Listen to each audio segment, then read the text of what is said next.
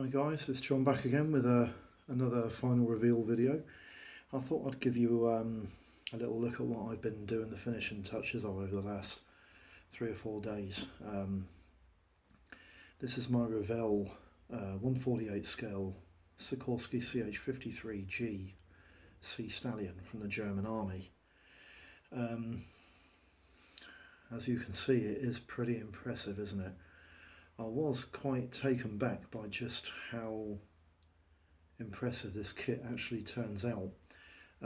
It has, for the German version rather than the early release American versions, it has an additional sprue inside the kit which gives you updates and avionics, and also parts for, I'm not quite sure what they are actually, but they're additional engine parts that go on the housing that is in between the two engines there, and it makes for a very impressive kit. As I said before, the colours I used on this kit were just basic matte black 33 Humbrol matte colour enamel and matte 30 Humbrol enamel, and then I gave the kit a rather liberal coating of acrylic gloss finish before applying the decals, and I like the overall effect so much that I'm not even going to matte varnish it. It looks absolutely stunning. The other model in front of the helicopter there is actually the Jeep and the howitzer that you get included in the kit, and I did want to give you an idea of what this looks like as well. I'll just take the Jeep off. Nice image of the Jeep there, you can see that. This is the model that you get. Try and bring it in closer so you can see it a little bit. It's got a reasonably detailed dashboard. The steering wheel's a bit oversized, but the kit itself, in my opinion, is actually slightly too big for a Jeep that fits into this type of helicopter. The howitzer itself is quite nice again, as you can see there. It's not bad. It's quite basic, but it's not a bad rendition of the actual howitzer and Jeep tow truck. A couple of things I wanted to just show you. The rotors do come off. I'll just pop the rotors off just to show you here quickly. The German CH-53 rotor blades don't have red or yellow tips to the rotors. What they do have is an unusual set of 4 decals that go midway down the rotor blade, top and bottom, and the decal sheet is so comprehensive it actually gives additional decals that sit underneath the rotor blade there as well. I'm not quite sure what they actually mean, and there's also a decal at the tip here which is something to do with I think it's the inspection system that the CH-53 has for rotor fatigue, which is quite interesting. And I also wanted to just bring the helicopter a little bit closer to the camera so I can show you a bit here.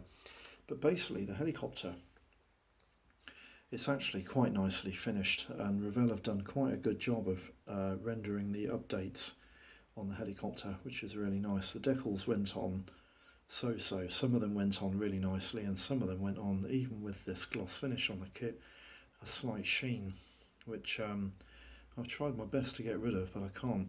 The kit also comes complete with the cover panels which go over the exhaust pipes, which is a nice touch. And although the engines are quite basic, they're quite nice. You know, the actual finish on them is quite nice. Cockpit interior, you can see right through that cockpit very nicely indeed. Came out really nice, and also finished the tyres in the Tamiya rubber black, which I think is quite nice as well. That came out quite nicely.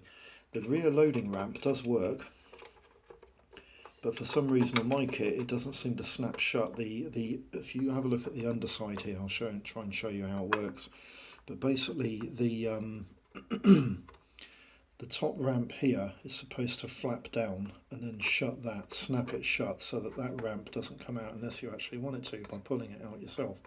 But for some reason with this kit, this ramp just didn't want to fit together properly. It was just a bit of a nightmare, so I've just left it so it drops down. But it does actuate properly reasonably well. Beautiful decals on this kit, it really transformed this model completely. And I'm going to show you a build progress video on this kit as well, so you can see how it went together. But I was really pleased with the outcome on this model. Build issues, there weren't really any at all. The kit belies its 1980s, early 1980s heritage, because the kit is quite basic in build, and it does go together much the same way as the Revell 32nd scale P40, the Spitfire, the Stuka. A lot of the models of this sort of size and era, the kit goes together in very similar fashion. But I do think this kit is reasonably impressive. If I can lift the camera up a little bit there and try and give you an above image, you can see just how impressive the kit is. I was really pleased with the outcome of this model, and obviously because the blades come off, they don't have any issue with rotating either. The tail rotor rotates as well, which is quite nice.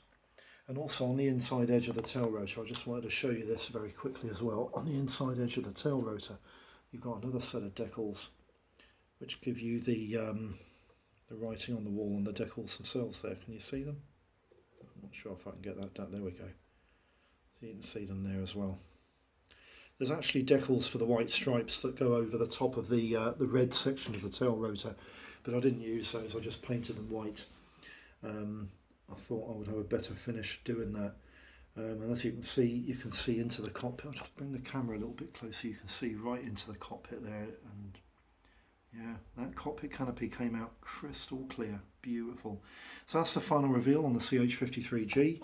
Hope the video's been of some use. And to that subber who gave me a comment on my last inbox review for this kit, I hope your kit comes out really nice. I know you've bought an American issue, and it would be nice if you can do a final reveal of that, because I'd like to see how it turns out. So good luck with your kit too.